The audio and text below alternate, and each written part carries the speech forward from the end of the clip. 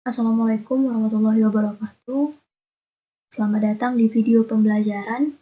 Nah, pada video kali ini kita akan membahas mengenai statistik non-parametrik. Nah, di mana hal ini juga sebagai tugas pengantar untuk mata kuliah statistik inferensial. Nah, sebelum kita mengkaji lebih dalam apa itu statistik non-parametrik, nah ada baiknya kita mencoba mengingat kembali tentang apa itu statistik inferensial. Nah, sehingga nanti muncullah istilah parametrik dan non-parametrik. Nah, statistik inferensial ini merupakan serangkaian teknik yang digunakan untuk mengkaji, menaksir, dan mengambil kesimpulan berdasarkan data yang diperoleh dari sampel yang kemudian menggambarkan karakteristik atau ciri dari suatu populasi, atau kita sebut dengan generalisasi. Nah, maksudnya di sini adalah ketika kita melakukan sebuah penelitian terhadap suatu sampel, maka diharapkan hasil penelitian ini nanti juga dapat diterapkan kepada suatu populasi. Nah, statistik inferensial itu terdiri dari dua jenis, ada yang parametrik dan non-parametrik. Nah, pada video sebelumnya juga sudah dijelaskan bagaimana statistik parametrik ini. Nah, biasanya asumsi besarnya itu data populasi berdistribusi normal. Nah, sekarang pertanyaannya muncul, jika data tidak berdistribusi normal, biasanya jika data ini tidak berdistribusi normal, kita masih mengasumsikannya sebagai center limit error jika datanya ini besar ya dari 30. Jika data itu besar dari 30, N-nya itu besar dari 30, maka kita masih mengasumsikan dia ke distribusi normal, sehingga dia masih bisa dilakukan uji parametrik. Namun jika sampelnya itu kecil dari 30, apakah masih bisa dijadikan uji parametrik? Tentu untuk sampel yang kecil dari 30 itu tidak disarankan menggunakan uji parametrik, melainkan kita bisa menggunakan uji non-parametrik. Nanti kita akan membahas pada video ini tentang bagaimana statistik non-parametrik itu, urgensinya, dan bagaimana pengujian hipotesisnya, kemudian bagaimana contoh kasusnya dan penyelesaiannya. Nanti kita akan membahas hal-hal tersebut di video kali ini. Nah, baik, kita lihat statistik non-parametrik. Nah, statistik non-parametrik itu sendiri merupakan uji distribusi bebas yang tidak bergantung pada parameter atau asumsi distribusi yang tepat. Nah, sehingga dia juga dikatakan sebagai distribution free test. Distribution free test. Nah, apa saja syarat-syarat dari statistik non-parametrik? Kita lihat. Yang pertama, data tidak berdistribusi normal. Nah, data tidak berdistribusi normal. Jika data berdistribusi normal, maka disarankan untuk menggunakan statistik parametrik. Nah, kemudian untuk syarat yang kedua, itu datanya biasanya bersifat nominal dan ordinal. Skala nominal ini merupakan skala yang masing-masingnya tidak memiliki hubungan atau masing-masingnya ini setara. Skala yang setara. Kemudian dia tidak bisa dilakukan operasi matematika. Contohnya apa? Contohnya skala dari nominal itu adalah jenis kelamin. Jenis kelamin itu kan ada laki-laki, ada perempuan. Nah, ini mereka dianggap setara, tidak ada yang beda. Karena dia hanya membedakan jenis kelamin, bahwa laki-laki itu adalah pria dan perempuan itu adalah wanita. Nah, sedangkan skala ordinal ini dia hampir sama dengan skala nominal, di mana dia juga tidak bisa dilakukan operasi matematika. Nah, tetapi yang membedakannya dia tidak setara. Dia tidak setara ya. Tidak setara atau ada tingkatan antar datanya, Ada syarat yang ketiga ini kita lihat bahwa sampel yang digunakan kecil. Seperti yang saya katakan di awal tadi, bahwasannya untuk statistik dan parametrik itu biasanya sampelnya kecil dari 30. Nah, selanjutnya statistik parametrik ini dapat digunakan jika salah satu parameter dari statistik parametrik tidak terpenuhi. Apa tadi salah satunya? Yaitu skalanya berdistribusi data tidak berdistribusi normal. Maka kita bisa menggunakan statistik non-parametrik. Untuk memilih kapan kita menggunakan statistik parametrik, kapan kita menggunakan statistik non-parametrik, kita bisa melihat tabel berikut ini. Bagan. Nah, ini bagan atau flowchart yang bisa kita lihat untuk mengetahui kapan statistik parametrik ini digunakan dan kapan statistik non-parametrik kita gunakan. Yang pertama kita lihat, jika distribusi populasi diketahui, maka kita bisa menggunakan statistik parametrik. Tapi kita lihat dulu, apakah dia berdistribusi normal atau tidak. Jika data yang tidak berdistribusi normal, kita gunakan statistik non-parametrik. Nah, kemudian lihat, apakah skala pengukurannya ini nominal, berskala nominal dan ordinal. Jika dia berskala nominal dan ordinal, kita gunakan statistik non-parametrik. Tapi jika dia berskala interval dan rasio, itu kita gunakan statistik parametrik. Nah, baik. Itu bagaimana cara kita memilih statistik inferensial yang sesuai. Kapan kita gunakan statistik non-parametrik dan kapan kita gunakan statistik parametrik. Selanjutnya kita masuk ke menu selanjutnya. Itu tadi kita bahas tentang statistik dan parametrik secara umum. Sekarang kita lihat bagaimana pengujian hipotesis statistik. Nah, bentuk hipotesis itu ada 3, ada deskriptif, di mana hipotesis deskriptif ini pada statistik dan parametrik itu digunakan sebagai alat untuk menduga apakah ada tidaknya perbedaan secara signifikan antara nilai kelompok dalam satu sampel.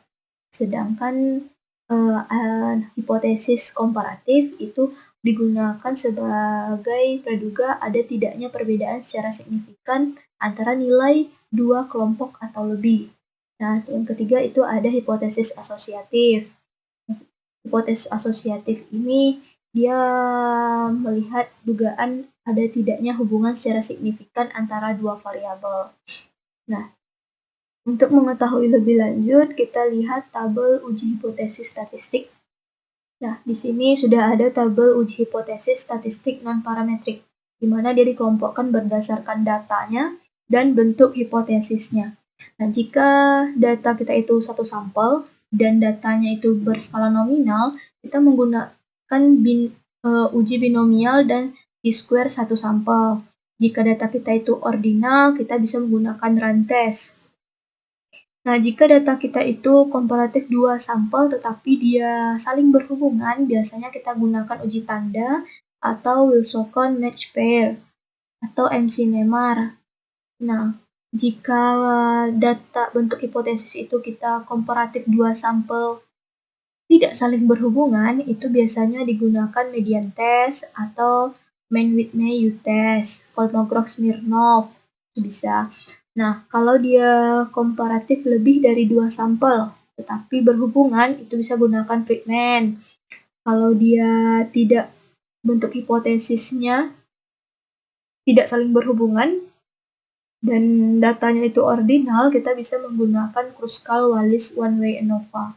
Nah, untuk asosiatif sendiri, itu kita bisa menggunakan kontingensi koefisiensi untuk data nominal dan Kendall tahu untuk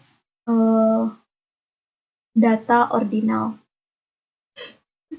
Itu ya, beberapa uji hipotesis statistik dan parametrik. Nanti di video ini saya juga akan mencoba menjelaskan bagaimana kasus-kasus yang ada diselesaikan dengan statistik dan parametrik.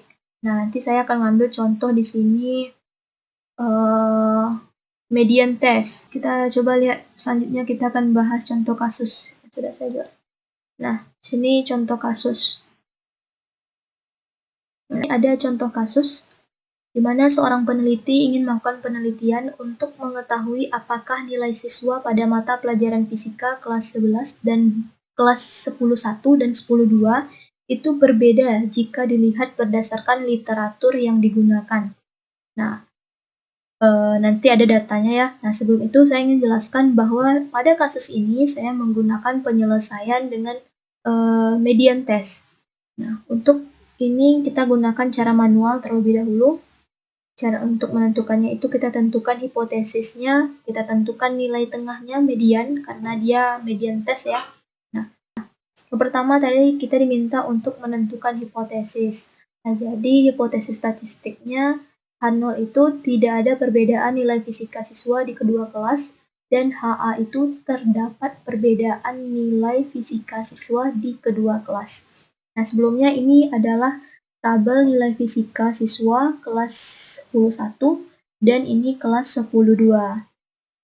Nah, nanti di data ini hasil dari pengamatan. Ada 9 orang dari 10.1 dan 10 orang dari 10.2.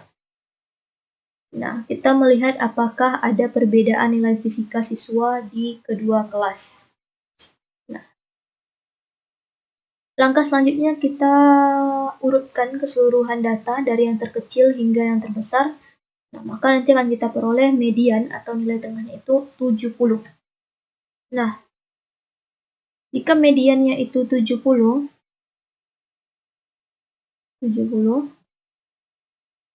maka kita bisa menyimpulkan bahwa nilai siswa pada kelas 10.1 yang berada di atas nilai median adalah 2. Yang berada di atas nilai median adalah 2. Di 1, di 2. Jadi kita masukkan ke dalam tabel untuk memudahkan kita perhitungan nantinya. Di sini adalah skor untuk median grup 1 atau kelas 10.1 yang berada di atas median. Itu A-nya sama dengan 2 karena ada 2 orang yang berada di atas 70. Nah, sedangkan untuk yang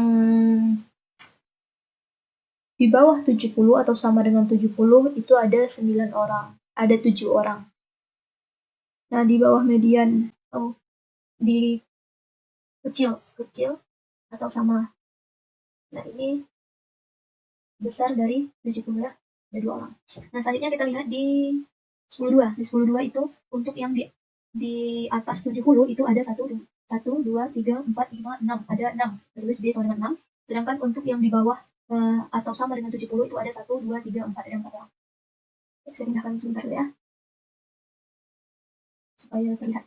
Nah, ini totalnya kita jumlahkan. Nah, setelah kita dapatkan ini, kita bisa menghitungnya menggunakan chi-square. Nah, ini adalah rumus yang akan digunakan untuk menentukan nilai chi-square-nya. Nah, kita masukkan. Kita coba, baik.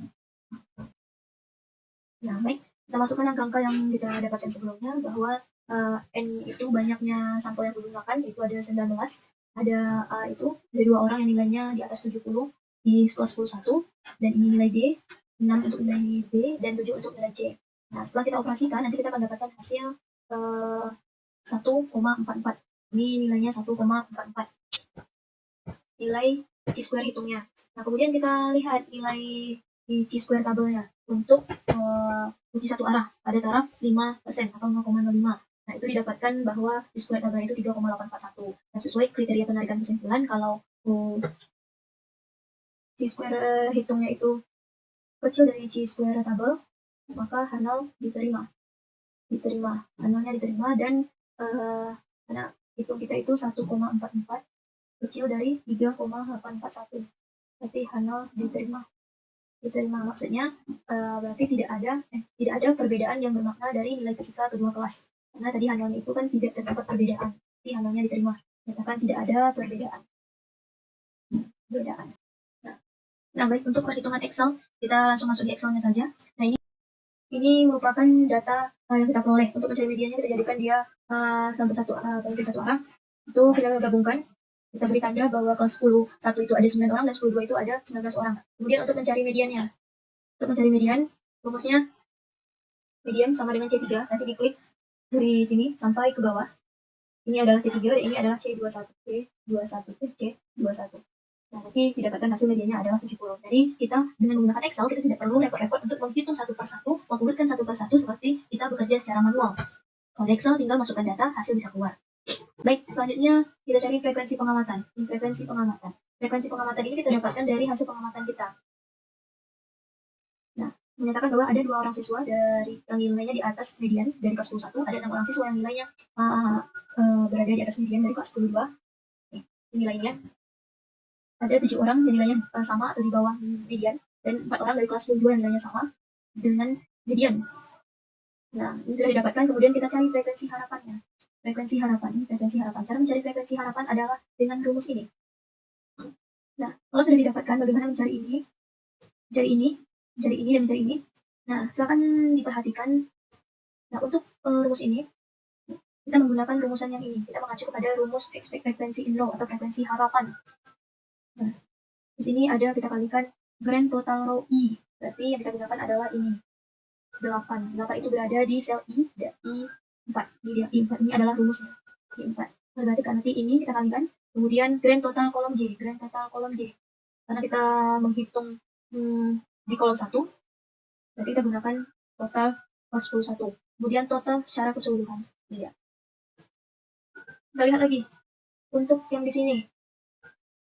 Grand total row I, berarti kita gunakan grand total I. Masih yang sama. Karena kita masih mencari median di atas median, nilai di atas median, skor di atas median.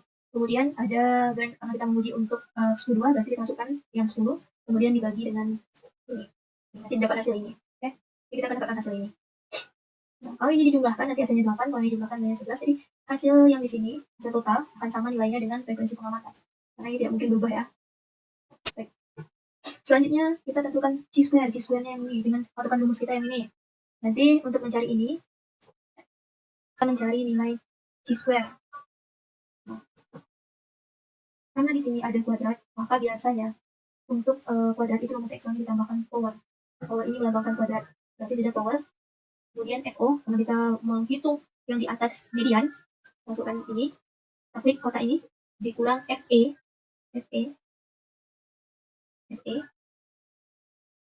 dikuadratkan, karena ini kuadrat, ini 2, kalau di sininya 3, berarti di sininya 3, dibagi 10, dibagi FE, dibagi lagi dengan ini, oke?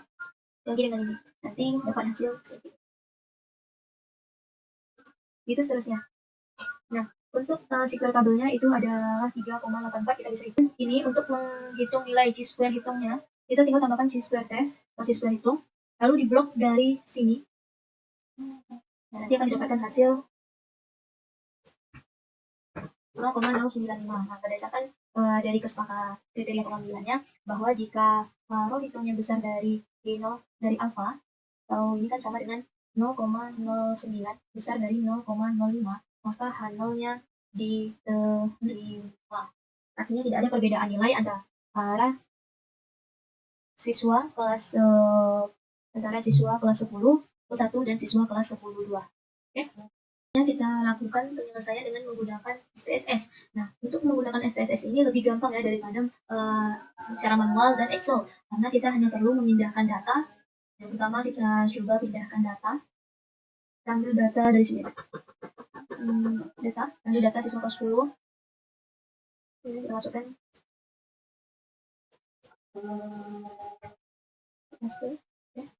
Ini kita beri tanda kelas 10 1. Tanda 1. Untuk menandakan dia kelas 10 1. Kita bikin kode. Oke, kita paste kelas 10 2. Kita beri kode dengan angka 2. Menunjukkan. Untuk agar ini lebih baik dipandang, kita ganti nama dengan nilai siswa. Menggunakan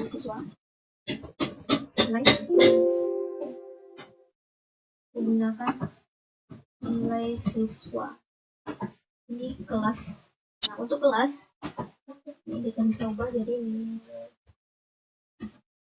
nilai siswa agar membaca datanya nanti lebih enak. Kelas. Nah, pada kelas ini tadi kan sudah ada 2 angka 1 tadi melambangkan kelas 1, kelas 10 1. Angka 2 melambangkan kelas 10 2. Oke. Ya, sekarang kita lihat data kita sudah terbentuk seperti ini. Kita akan menguji median test.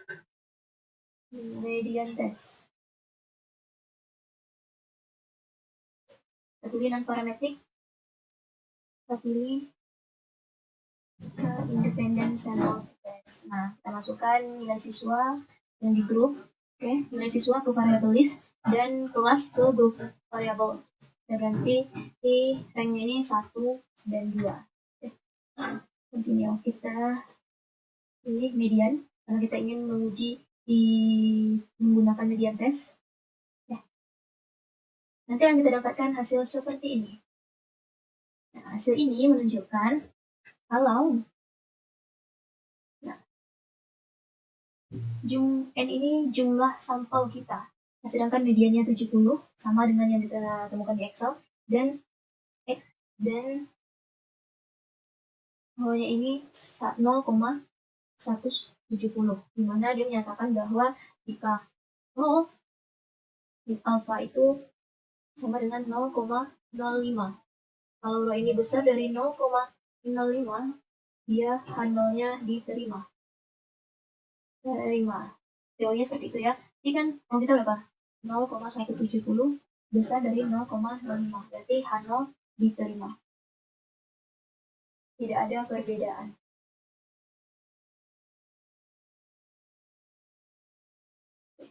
Seperti itu. Oke? Nah, jadi lebih mudah menggunakan SPSS ketimbang Excel. Tapi lebih mudah menggunakan Excel daripada menggunakan perhitungan manual. Karena jika kita menggunakan perhitungan manual, itu kita membutuhkan waktu lebih.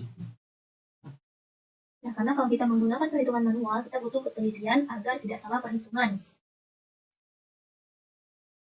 Ini adalah kesimpulan pembelajaran kita hari ini.